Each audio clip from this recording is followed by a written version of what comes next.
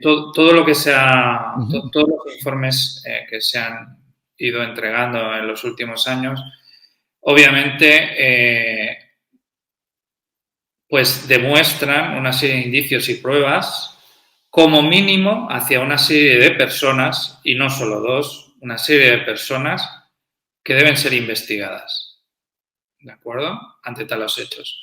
Y vuelvo a repetir, en nuestro país parece que nos dé miedo el concepto ser investigadas. No, claro que deben ser investigadas. Cuando yo dije en una ocasión que Raquel o cualquier persona, por ejemplo su primo, que también entraron no en contradicciones, sino directamente en mentir delante de un tribunal, yo, por ejemplo, considero que mentir en un tribunal es falso testimonio.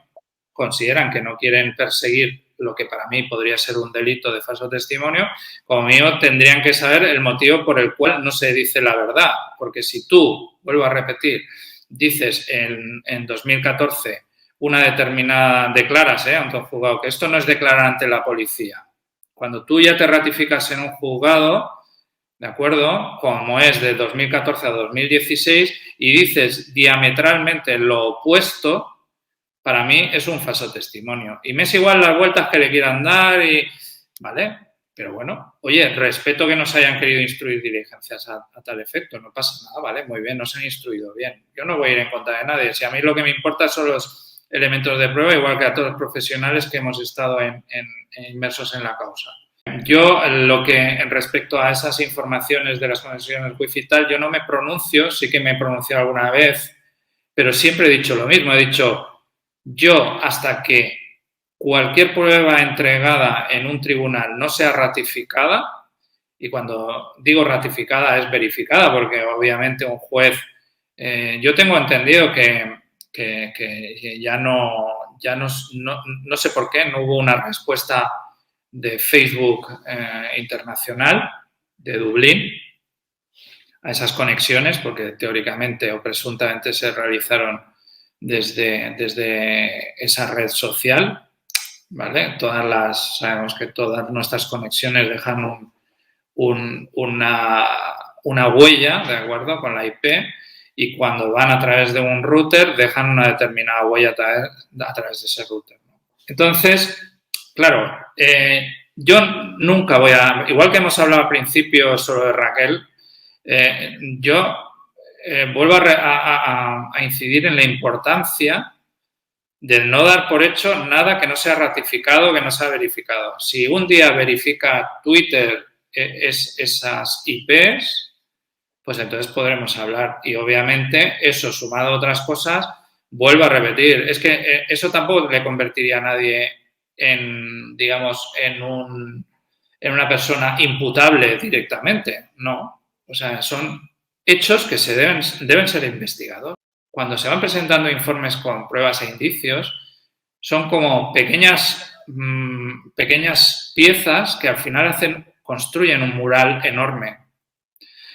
Por eso cuando yo en los programas siempre veo que lo entiendo, por otra parte, siempre se pregunta por el móvil de una muerte violenta, yo siempre digo a ver, que eso queda muy bien en las películas, pero que eso los investigadores nunca estábamos pensando en el móvil cuando estamos investigando. Es lo último. De hecho, cuando ya cierras el puzzle es cuando desvelas. En el caso que lo desveles, que no en todo, incluso puedes meter a un responsable en prisión y nunca acabar de saber cuál era el móvil real para llevar a cabo una muerte, ¿de acuerdo? Entonces, todas estas cosas, por eso yo soy tan prudente, no por miedo, porque ya sabéis que yo no tengo pelos en la lengua, o sea, cuando tengo que decir una cosa la digo clara, pero yo no voy a hacer hincapié en esos datos hasta que no sean corroborados. Y entra en una contradicción muy importante con la hora de llegada de Raquel. Raquel llega a las 8, que llega sobre las 5. Entonces, hombre, estamos hablando de 3 horas de diferencia, ¿no? Y entonces, pero claro, como bien dices, también debería haber sido investigada esta vecina y sobre todo su testimonio, la veracidad de su testimonio. ¿Por qué? Porque ella manifiesta haberse ido a Santander, ni más ni menos ese mismo día, con una troller y llega, pero vamos a ver, ¿y por qué medio fue usted? Y la policía no investiga si esta señora cogió un avión, fue en coche, porque vamos, en coche ya te digo yo que es imposible, por ejemplo. Primero, que no estás manifestando a qué hora te vas para Santander, ¿de acuerdo? Porque dependiendo a qué hora te vayas, pues si te has venido de farra a las 5 y además, ¿qué ibas a hacer? Que es lo primero que pregunta la policía. Vale, muy bien, ¿qué hacía usted? ¿A dónde iba? Porque qué casualidad que justo ese día, pues vale, pues será casualidad, pero tendrá que explicarlo, ¿no? Porque al fin y al cabo es una testigo importante. Una testigo que además es auditiva de una serie de gemidos que luego pensó que podían ser sexuales y luego dijo, ya ahora como que le sabía mal porque podían ser otra cosa, como diciendo, a lo mejor lo podían estar matando. He encontrado como policía judicial en algunos casos, porque también dije, pongo la mano en el fuego por la mayoría de forenses de nuestro país, pero también hay impresentables, como en todos los oficios, ¿de acuerdo? Y yo, sobre todo de los antiguos, que incluso algunos no tenían ni siquiera la habilitación como forense porque eran otros tiempos y te decía, pero ¿para qué lo voy a abrir, Óscar? Bueno, el caso bueno, y suelen tener másters en medicina forense y son especialistas, ¿no? Pero que en aquellos tiempos era diferente, ¿no? Entonces te encontrabas algunos casos, pues desde un ginecólogo que ejercía de forense a otros médicos. Pero a mí me han dicho, Oscar, que ya está evidente, no lo voy a abrir. Y yo le decía, pero vamos a ver, que es una muerte judicial, que es tu obligación, ¿vale? Y yo he llegado incluso a pedir al juez que cambie de forense. Para mí lo que queda demostrado que es una mala praxis como una casa. Digamos, son elementos, que se le puede llamar más elementos, que deben ser investigados simplemente. O sea, no se puede, en un Estado de Derecho no se puede hacer de otra forma. O sea, son elementos que hay que tener en consideración, que hay que poner encima de la mesa de un investigador y ya está.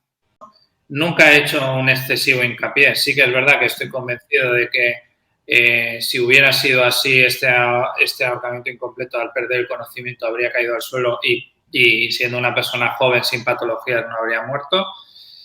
Pero bueno, que a ver, los fenómenos cadavéricos que se vieron con posterioridad, como las livideces paradójicas, que quiere decir que te han movido el cuerpo de sitio, como pues eso, ¿no? El cálculo que hacemos los profesionales de la data de la muerte por los restos en el estómago, etcétera, más las livideces cadavéricas, más la no desaparición todavía del rigor mortis, porque obviamente si no, no habría salido en esa posición las fotos que hizo la prensa cuando trasladaron el cadáver, ¿no? Entonces, bueno, no solo los profesionales que obviamente cuando alguien se ahorca, el cuerpo crea una serie de convulsiones, ¿vale?